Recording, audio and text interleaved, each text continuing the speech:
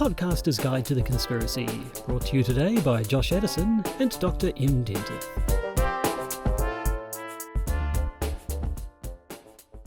Hello and welcome to the Podcaster's Guide to the Conspiracy.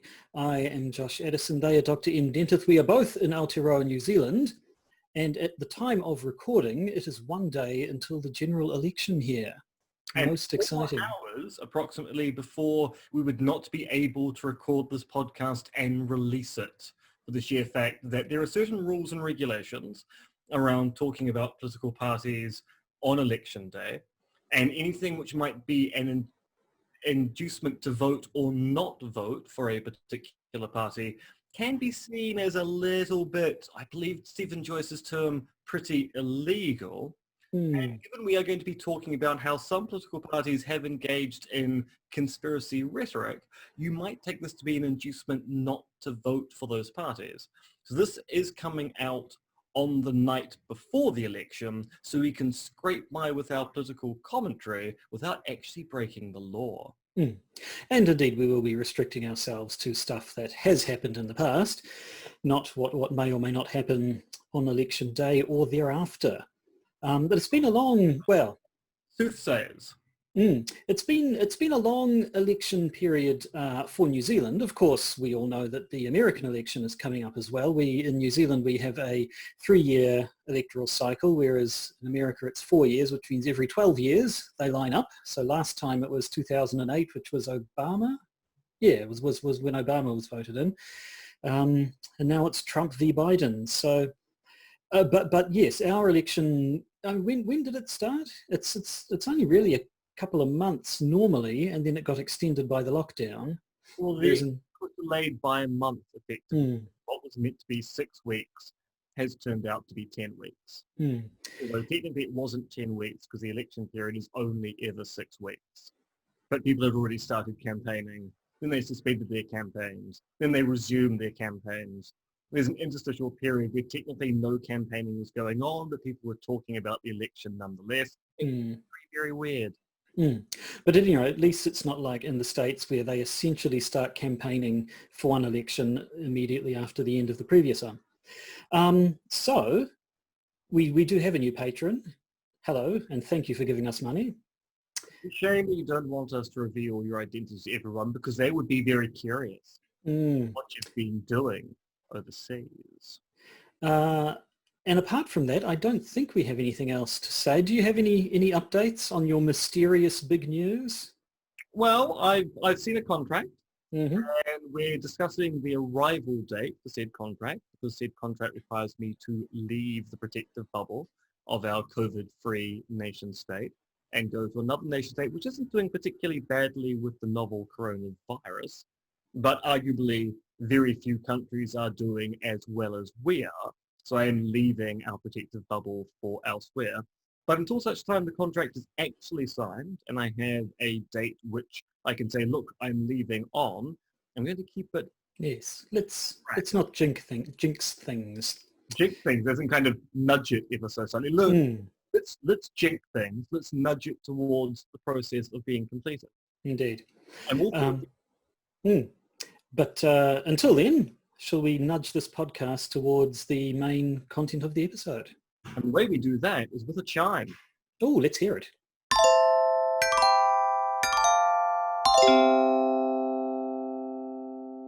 So, a slightly longer than normal electoral period, and it has not been without matters conspiratorial. Where shall we, do you want to do this party by party, chronologically, in order of most to least conspiratorial? I see. Now, one reason why, the obvious reason why this election period has been so long, was that the country went into a lockdown as the election period was about to start, which meant that what was going to be an election based around how the government reacted to the COVID-19 crisis and how the opposition said they would have reacted and would continue to react, became very much the COVID-19 election. It has been the big issue, understandably, and arguably is probably the reason why the current government is unlikely to be voted out tomorrow, in that the public's response to the government has been rather favourable, given how well we've done with the novel coronavirus, both at the border and inside the country. Mm. And there was a little bit of talk, I mean, let's put to the side all the various COVID-19 conspiracy theories. They don't relate to the election specifically. But in terms of the election delay, there was some talk of some ulterior motive. And I mean, some people said that Labour, because obviously as the Prime Minister, or is it specifically the Prime Minister's prerogative to call the election date, or just the party that the Prime Minister leads? So I believe it's slightly complex, and it is the prerogative of the Prime Minister, but it's expected that she will talk with Cabinet about it. And there is kind of a convention, not a rule, that you should talk with the opposition about any delay or bringing forward of an election. So it's one of those things where there are rules, but there are also conventions around those rules. But because conventions are conventions and not rules, when those conventions are bent or broken, people get annoyed, but it turns out they can't actually insist that the process be changed. Mm. So the moving of the election date was a little unusual. I don't know if that's ever actually happened before, that a date has been set and then moved due to circumstances. And so some people tried to suggest that maybe there was some sort of an ulterior motive there. Now, when it comes to saying that the Labour Party did it for their own benefit, like right from the start, I didn't see how that could possibly work. I mean, political pundits had been literally saying the only thing that could possibly hurt Labour's chances at the next election would be if there was another outbreak and they had to lock things down again. So it didn't seem like they had anything to gain whatsoever.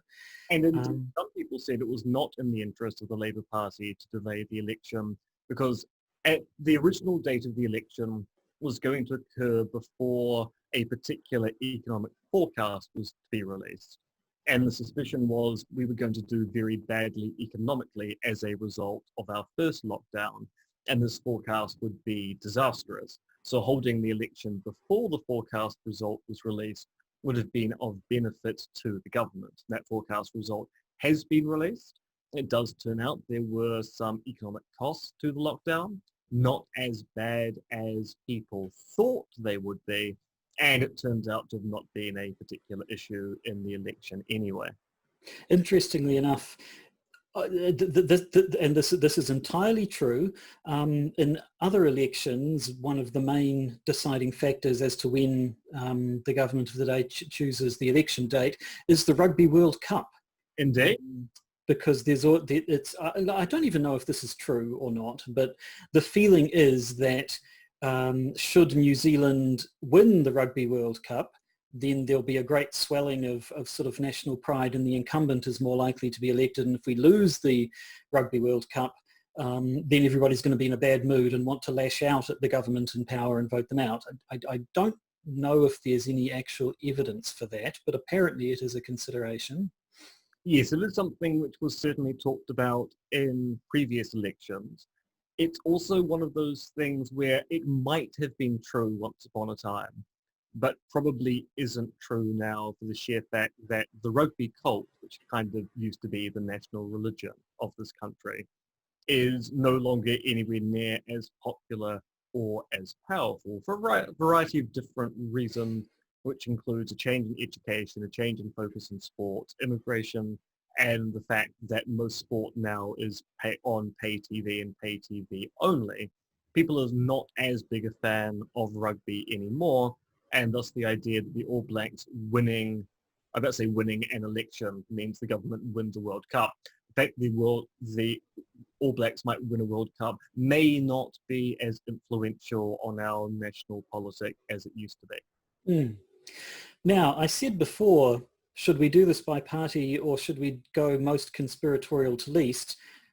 Why don't we do both by starting with the most conspiratorial party, which should come as no surprise, is Advance New Zealand / the New Zealand Public Party, who we've spoken about quite a bit before. Yes, so many episodes ago, when they first made themselves known on the scene, we looked at their website, Public Party website. This is before they went into an alliance with the Advanced New Zealand Party as led by Jamie Lee Ross. So we looked at the New Zealand Public Party as led by one Billy Te Haka Jr., also known as Billy TK. Sorry, did I say Te Haka? Takahika, yeah. So I just managed to foul his name up completely. So we looked at their policy platform and noted that was rather conspiratorial with respect to its gloss on our recently passed abortion laws, its gloss on what they think is going on with 1080, and their gloss on the worry about subterranean vehicles entering our nation state. Mm. Yeah, there was some interesting stuff there, but since then, the real story I think has been centered around the two people behind it, Billy TK Jr. and Jamie Lee Ross. Now, just recently, the local site stuff.co.nz had a big story about Billy TK Jr. with a 40-minute documentary. I haven't actually watched the documentary. I understand, though, it does not portray him particularly favourably. No, so it's basically an interview between Billy TK and the journalist Paula Penfold, interspersed with interviews with other people who have had business dealings with Billy TK Jr. So the documentary is called False Prophet, and it's a masterclass in framing, in that you would think if you were doing a documentary on Billy TK Jr., you'd be looking at the conspiracy theories he's espoused, given that that's what he's famous for. But instead, Penfold and the team look at Billy TK, the business person, Billy TK, the musician, and Billy TK, the person who claims to have worked as a military intelligence officer. And they go through his CV line by line and show that he has exaggerated or manipulated his CV to make it look as if he's a much more qualified and interesting individual than he is. And then they put those claims to him to see what his response is going to be. So while they talk about the conspiracy theories very briefly, they actually spend more time on Billy TK Jr., the politician, showing that there are certain aspects of his story which do not ring true. And those are the kind of things that should make you doubt he's worth voting for. Mm. And in the end, he actually walks out eventually, I was So told. there's an interesting bit towards the end where they start, but with respect to the interviews with other people, point out that Billy TK Jr. claims to be a good Christian man, but has, according to several witnesses and people who have worked with him as a musician, noticed that he still engages in womanizing and sexist behavior to this very day. And so Paula Penfold starts asking questions about Billy TK's faith and the fact he puts himself forward as a good Christian man, at which point he claims his faith is being insulted and he walks out, the insinuation being that he knows exactly what the next question is going to be about, which are questions about him acting in an adulterous fashion contrary to his faith. Now, having watched the documentary, at no point does Paula Penfold say anything derogatory about his Christian faith. She simply asks the question, so you present yourself as a good Christian man? And he bristles at that question, which indicates that he knows exactly what's going to happen. And this is kind of compounded by the fact that after leaving the TV studio and going to his car, he immediately starts a Facebook live stream talking about the fact that they were about to ask him about affairs he has had. So it is very clear he knew exactly what the next question was going to be and was not prepared to answer it. Mm. So yes, that was that was an interesting bit of pre-election journalism. And then even more recently, a story's just come out in the last couple of days that Billy TK had been paying $1,000 a month to be interviewed by YouTuber Vinnie Eastwood on a weekly basis. Now that name sounds familiar to me. Who is Vinnie Eastwood? Vinnie Eastwood would be our most successful conspiracy theorist export overseas. And that Vinnie Eastwood is kind of the local Alex Jones, which is either high praise or low praise, depending on exactly how you think that sentence should be passed. So Vinny runs a web stream every few days for several hours, interviewing various people. Over the last few months, even before Billy TK started doing his work for the New Zealand Public Party, he is being interviewed by Vinny Eastwood on his show week by week. It turns out that he was actually paying Eastwood, as you say, $1,000 an appearance. And basically, Vinny Eastwood was acting as a promoter for the New Zealand Public Party and then afterwards Advance New Zealand in a way which was perfectly legal before the election period began. But once the election period began, anything which looks like an inducement to vote needs to have a promoter's statement on it. And there was no promoter's statement on these broadcasts. Although I should point out, this is a weird sentence, in defense of Billy TK Jr. and Vinny Eastwood, they did mention all the time that these interviews were sponsored. They just weren't following the letter of the law about how you're meant to go about doing that. We have quite specific laws. Like I know in the States, whenever you see like campaign ads, there'll always be a bit at the end where a person will say, I'm so-and-so and I approve this message. I don't know if that's the law in America or just a convention, but over here, I remember when it came in. I can't remember specifically why it came in, but there was some bit of a disagreement around election advertising, and from that point onward, any bit of election advertising in New Zealand has to have on it somewhere authorised by and the name of the person who's specifically responsible for it. And yes, these interviews do not have that, so possibly are breaching electoral law.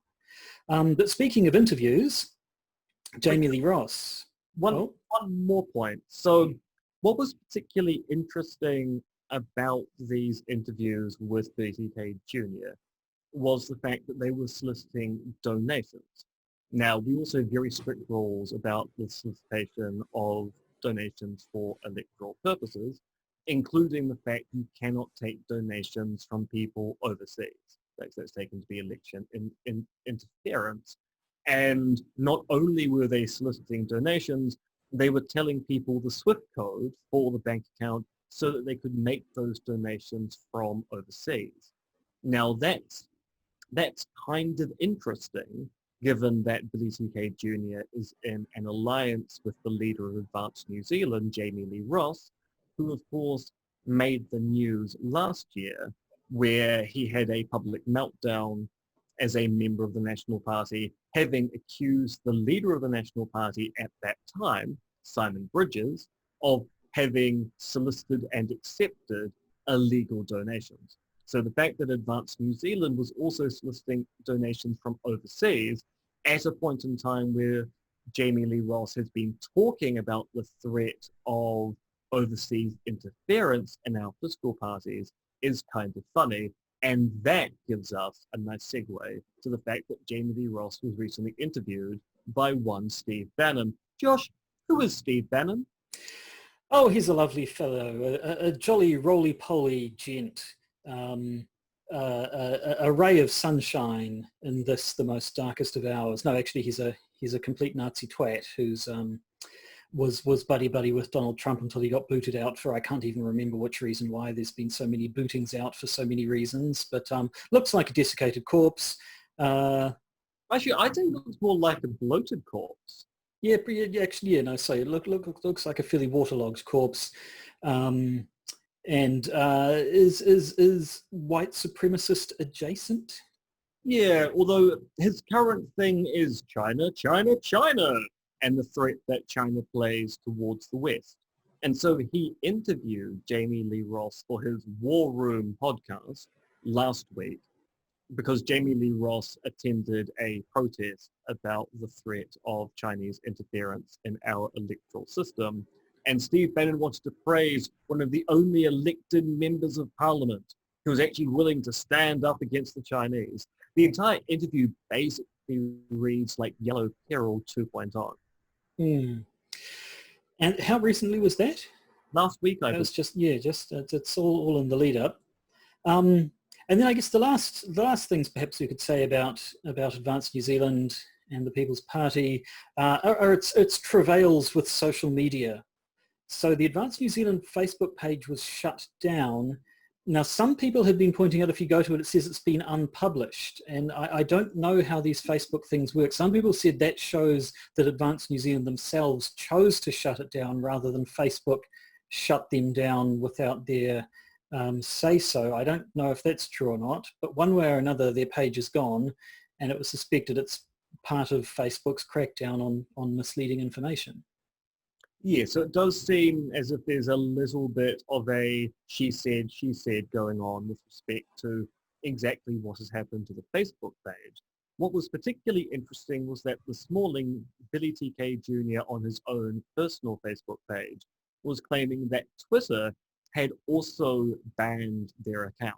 Now, this was kind of funny because at the time that Billy TK Jr. was saying, look, I cannot access my Twitter account, Twitter has also banned us as well. There was a massive outage of Twitter generally. No one could access their Twitter accounts. So Billy TK Jr. was mistaking an outage for actual censorship. And that's all we have to say about Advance New Zealand and the New Zealand Public. I said People's Party before, didn't I? It's the Yellow Perils. Steve Bannon was right. I've got the People's Party on my mind. No, the New Zealand Public Party. So shall we move on? Where shall we move on to? Let's move on to the opposition party, the National Party.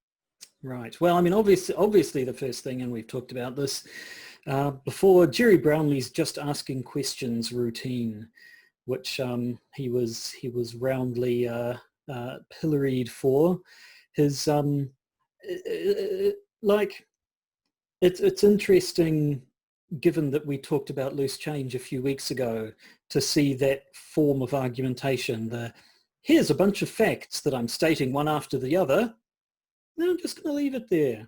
Now, it's interesting things.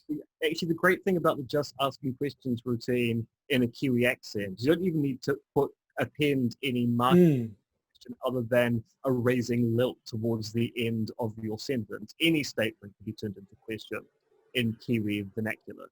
Now, the context of this was when the government announced the second lockdown, when we had a resurgence of community transmission of COVID-19, Jerry Brownlee was going, well, this is awfully convenient because the Ministry of Health has been talking about how we need to wear masks, and the government has been saying for a long time that there could be another outbreak. So I'm just asking questions. Do they know more about this than they're letting on? At which point the response was, well, yes, insofar as the government has been warning us for a long time that, as we've seen in Australia, COVID-19 can get back inside the country, and when it does, we're going to get community transmission, so better to be vigilant than to be blasé about these things. But Brownlee was going, oh, I mean, they keep warning us about a potential crisis, and then the crisis occurred. I think they know more about it. Maybe they set this up. Does put me in mind of the odd Simpsons episode with the cat burglar voiced by Sam Neill, and it's like, so it seems like you've been caught by the very people who were trying to catch you. How ironic. The very thing they were warning us about happened. Anyway, Judith Collins. Judith Collins is the current leader of the National Party, given this is... That's a good question. Well, we'll see. This is the second election where we've had the leaders of both major parties have been women. Helen Clark v. Jenny Shipley, yeah. So there we go. Now, there's been a little bit... When did dirty politics happen? Was that one election ago or two elections ago? 2014. 2014, there we go. It seemed actually a lot longer. It really does. Only six years ago. So the dirty politics scandal of 2014 is named around the book Dirty Politics by Nikki Hager, who had got access to a whole bunch of emails sent between people like Cameron Slater, aka Whale Oil, Judith Collins, Carrot Graham, and other National Party people, which indicated that the Prime Minister's office, the then Prime Minister John Key, his office was engaged in farming information out about the opposition to attack bloggers, so the bloggers could run lines of attack against the opposition in a way that didn't make it look as if the government was engaging in dirty politics. Rather, they were farming the dirty politics out. Now, Collins has several chapters devoted to her part of the scandal in dirty politics, particularly the way that she was leaking information to Cam Slater, and also thinking it would be really great if bodily harm occurred to certain people who Cam Slater was outing on his blog, which at the time was a very, very popular political blog in this country. Now, one of the narratives in this election has been from the left-wing parties saying, look, Collins was never really exonerated for what happened in dirty politics. And the response from the writers, don't be stupid. She was investigated and eventually cleared of all charges, which is why she was allowed back into the cabinet, having been ostracized by the former Prime Minister for the suspected things she had done. And of course, it turns out the real story is actually a lot more complex than that. Yes, and I think it was Nikki Hager's camp came up with a statement to this effect. But from what I could understand, the story was that the National Party dug up something that hadn't actually been in dirty politics, another email saying something similar, and had sort of said, this is the reason why you're being stood down. And then that was investigated and she was cleared of that. And so now then they say, oh, look, so she was cleared of all the dirty politics stuff, when in fact, technically, she was never actually cleared of anything that was talked about in the book Dirty Politics. It was a similar thing that they'd found that wasn't actually in the book. So it's a little bit technicalities there, which don't 100% add up. And the weird thing about it, and there's shades of Hillary Clinton in the last election, many of the messages that the investigative committee would like to have seen to check exactly what Collins knew or didn't know did not exist. So they had been deleted from the server and there were no copies remaining, which meant that there were certain claims they couldn't investigate because the evidence had conveniently disappeared. And the other thing that Judith Collins raised a few eyebrows with was a recent walkabout on Ponsonby Road here in Auckland, which, I mean, it was kind of a scandal, but not really, because she got caught doing a thing that we know absolutely everybody does, where she was walking along Ponsonby Road, encountering these people, giving her messages of support and telling her how great they thought she was. And these people turned out to basically have been planted there, including her own campaign manager. Which... No, not her campaign manager, the campaign manager of the candidate for Auckland. Sorry, yes, yeah, for the candidate, the manager for her electorate. And which, I mean, yeah, it made her look a little bit silly, but on the other hand, like every political party has events with supporters gathered around them and what have you. Are we expected to believe that they're all spontaneous outpourings of support for whatever candidate happened? Like we all know these things are managed. Yes, I mean it is an open secret. I think the problem for National here was when you have a well-known campaign manager in the form of Hamish Price, who's kind of notorious for his right-wing views and his rather conservative outlook on things, pretending to simply be a surprised citizen, seeing the leader of the opposition and gushing over her, then journalists are going to go, actually, no, you're actually someone that is actually in the National Party, but you're pretending as if you're surprised that the leader of the National Party is wandering down a street in an electorate where you're the campaign manager. This does seem ever so slightly as if you're pretending to be something you're not, and we can get you on that because it may be an open secret, but we kind of expect you to be competent in maintaining that open secret as opposed to being stupid and putting the campaign manager on the street. Yes, so I suppose the worst you could say is they did a thing that everybody also does, but maybe a little more clumsily than usual. I suppose there was also... It does seem that the campaign manager for Judith Collins' campaign has not been particularly good, given that they don't seem to be doing enough vetting of shops that Ms. Collins might decide to go into, given she's been turned away from several shops because of people not liking her politics. And normally what you do is the day beforehand, you kind of vet all the locations your candidate is going to go into. You don't really want an embarrassing scene. I think one of the shops later said they just didn't want a whole bunch of media in there, but I don't know. But yes, anyway, so I mean, not actually a massive scandal, just a possibly poor look. I don't know. Yeah. But let's move on. So the ACT party, if you're not aware, is sort of the far right political party here in Aotearoa, New Zealand. So by far right, we mean... Well, for New Zealand. Right wing. We don't mean far right in the kind of European Nazi party. Yes, no, not that sort of just very... Or libertarian-ish? Yeah, libertarian. From time to time, yeah. So I don't know if there's been a lot of conspiratorial, apart from the obvious, the conspiracies required to hide the fact that their leader is some sort of solid light hologram beamed down from the spaceship Red Dwarf.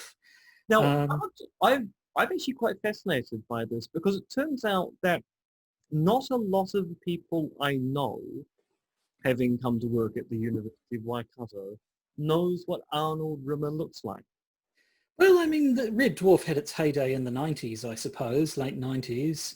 So it could be a generational thing. Those damn millennials. Which is, I mean, on one level, having rewatched Red Dwarf, I can understand why you might not want to introduce people to it today. But also it means that the attack that many people of our age have on David Seymour, which is the claim he looks exactly like Arnold Rimmer, means absolutely nothing now to the majority of voters. Oh, well, that's what aging does for you. That's why I don't do it. True, you don't.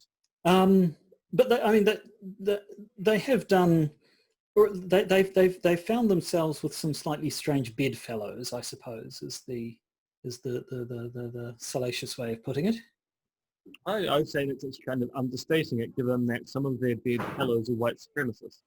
Well, yes, that's what I was going with, but I just it sounded possibly unnecessarily sexy. The whole bedmates thing. Just didn't want to raise too many pulses. Didn't want to be responsible for any onset of the vapors in our more delicate listeners. But yes, there's the gun stuff. David Seymour is currently the only ACT Party MP in the current government, although it's looking like he's about to have a bit more company come if the polls are to be believed.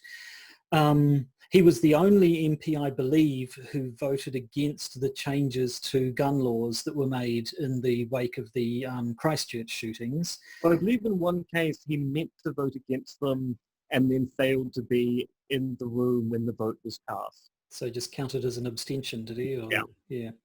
So I mean, yes, there's the idea that they're courting the gun enthusiast vote. Where do the white supremacists come into it? So he's taken donations from white supremacists down in Christchurch. And his argument is he doesn't really care where the money comes from. And other people are going, yeah, but accepting it kind of looks as if you're endorsing their views. You could just refuse to take money from white supremacists. Most people would have no issue with you refusing to take money from white supremacists because most people, at least ostensibly, are going to say in public, they don't support white supremacy. Even if it turns out their actions indicate they do.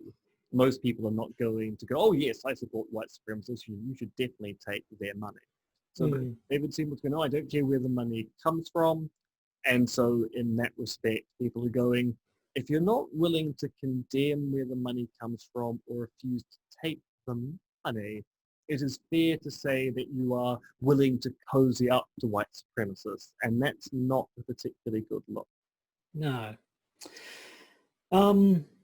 But moving on, I guess, okay, so the Labour Party, the current, the major party in the current coalition, led by Jacinda Ardern, one of the most popular leaders in the world at the moment. Not really many conspiracy theories being put forward, the more being put forward about them, obviously, as the people in charge at the moment during the COVID-19 pandemic and whatever else. They're the ones who get the blame for any conspiracy theorists who want to say that they're actually, wanting to control us and take away our rights and enact Agenda 21, or what's the other one? There's 21 and another one now, isn't there? There's two numbers I keep hearing people talk about. Yeah, is it 50? Say that. I mean, yes, it's probably 31 or something, something of that type. But yes, there are other UN agendas, and many people are against them. So yes, there's been conspiracy theories about them, not really conspiracy theories spread by them, possibly because they're just not interesting enough. It's been, I think the most remarkable thing about the current government has just been how damn unremarkable they've been, given the huge approval ratings and amount of political capital, that they just don't seem interested in putting to work other than to safely romp home in an election. Yes, you might think that actually the real conspiracy here is that Labour campaigned on putting forward transformational change in their first term, have done no transformational change whatsoever. So maybe they're pretending to be left-wing when actually it turns out they're just a party for centrists these days. Well, so moving on to the other minor parties. I mean, the only one that I've seen any fuss about is New Zealand First. Currently, they're very sort of I guess centrist in that sometimes they're allied with the left-wing Labour Party and sometimes they're allied with the right-wing National Party, but they're basically the party of Winston Peters. Is he New Zealand's longest-serving politician? Certainly feels like it. Must be. I mean, there might be some other national MPs who have kind of kept trucking along for long periods. I mean, Trevor Mallard in Labour seems to have been around forever. But yes, I do think Winston might be our longest serving MP who's currently alive.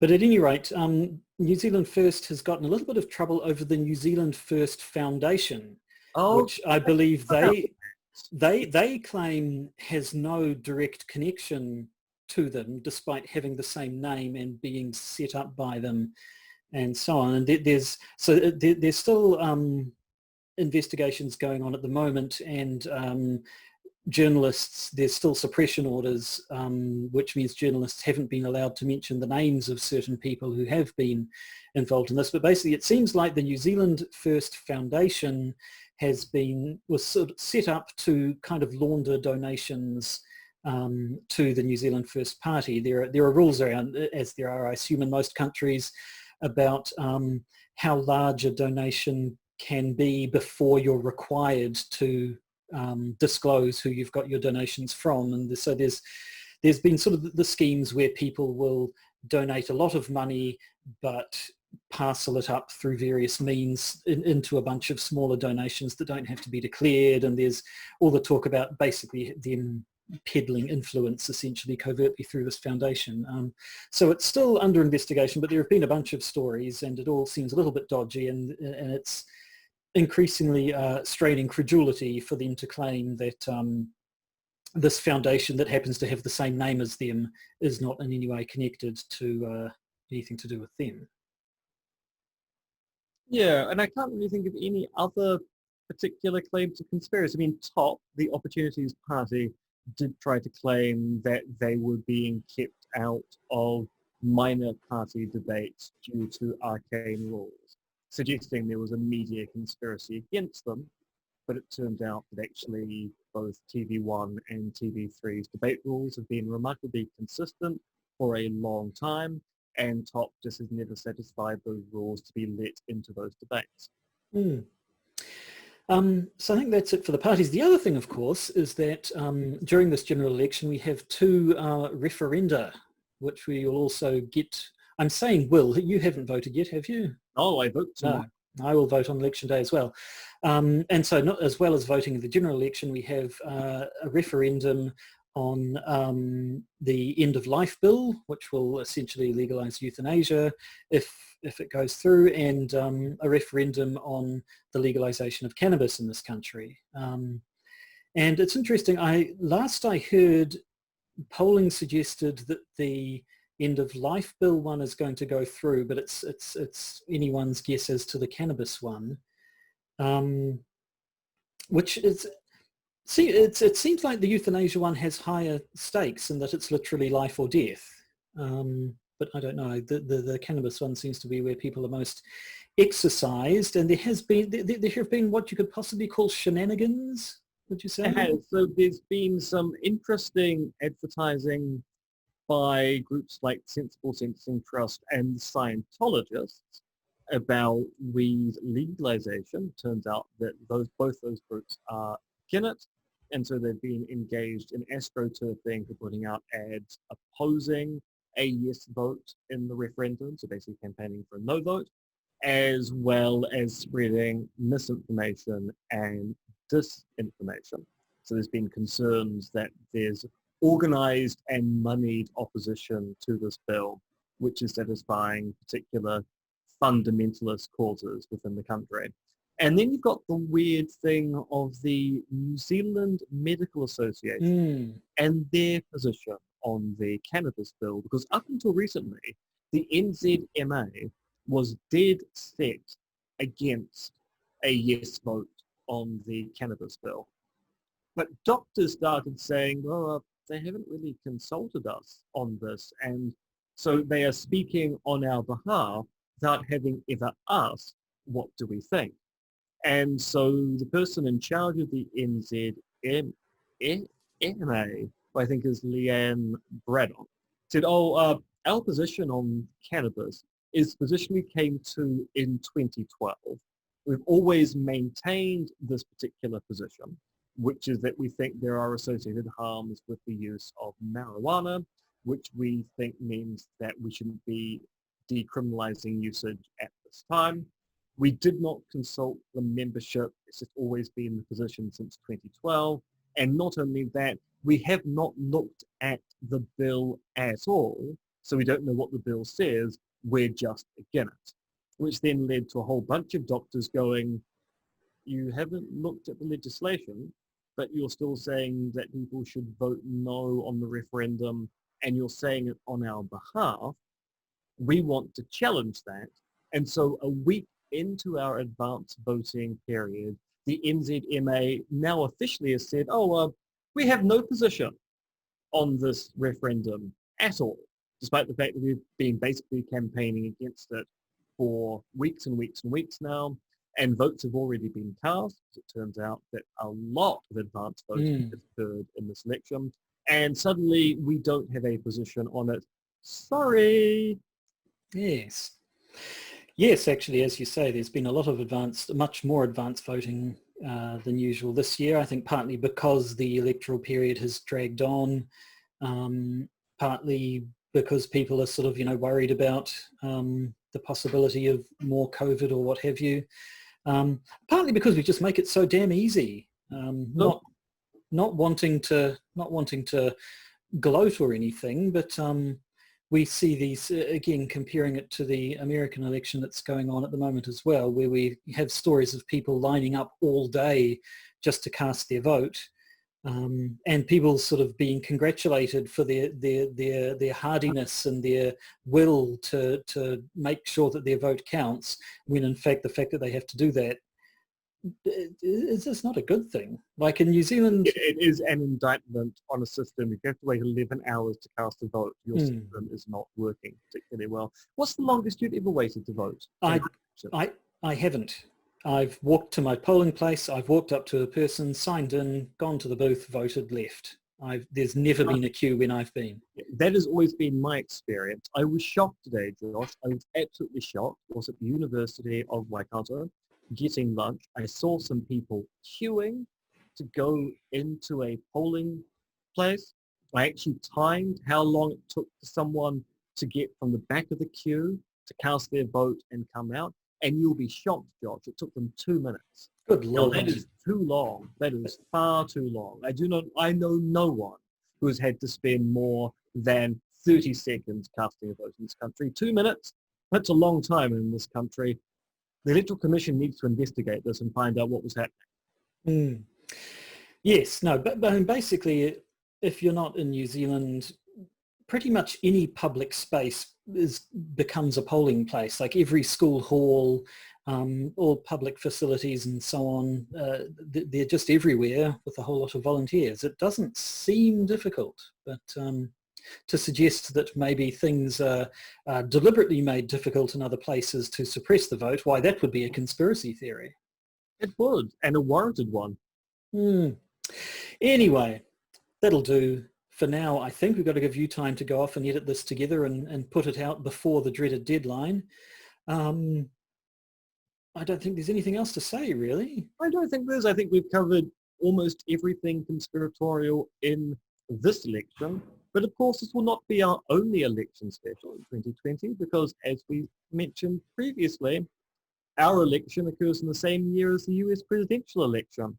And that's going to be very conspiratorial indeed. So we'll have another election special later on this year covering that nest of vipers.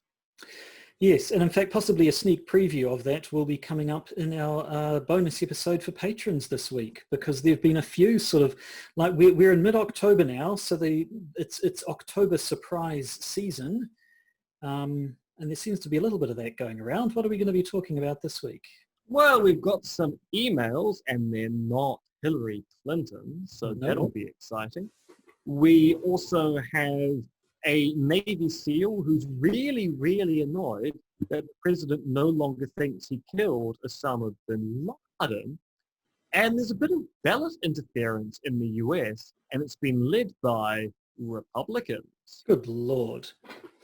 So yes, if you're a patron, stick around and you'll get that in your lug holes. If you'd like the extra things in your lug holes, you can become a patron. But I finally looked up the URL. You can go to patreon.com /Podcasters Guide to the Conspiracy, all one word. Sorry, /Podcasters Guide to the Conspiracy. Or if that doesn't work, just search for us in their search function. You'll find us quite easily. People do. And if you don't want to be a patron, well, that's just fine as well. Just listen to these episodes and good on you. But that's us for a week. So we'll be back next week. I assume the results of the election will probably be known by then. There's all the counting of all these advance votes and everything. We won't know the results of the referenda for 2 weeks. Right. So we may have a follow-up next week. Or who knows? Actually, it's just in the last couple of days, I've noticed the media trying to talk this up. Like anytime there's any sort of a competition, obviously they want it to be a close race because that's exciting. I remember Auckland's mayoral elections, which for the last couple of times there's only really been one person in the running, and yet the media has desperately tried to talk up the next biggest contender to suggest that it's some sort of a close race. And while Labour is at historically high polling and is expected to comfortably come out on top of this election, just in the last day or two, I've been seeing stories by journalists saying, "Oh, it's on a knife edge. It's good. It's pulse pounding tension. Who knows which way it's going to go?" I think the answer is everyone. Everyone knows which way it's going to go. Yeah, I think people want it to seem as if it's going to be closely called, but really there's no reason to think that at all. Anyway, who knows? Maybe in a week's time we'll be sitting here feeling mightily foolish indeed. But we won't know that until a week's time. So until a week's time, I think the best thing to do would be simply say, go out and vote if you haven't already, and goodbye. Bye.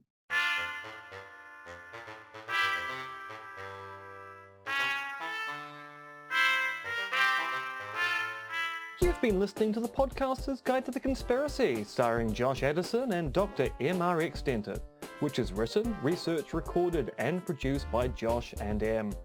You can support the podcast by becoming a patron via its Podbean or Patreon campaigns. And if you need to get in contact with either Josh or Em, you can email them at podcastconspiracy@gmail.com or check their Twitter accounts, Monkey Fluids and Conspiracism.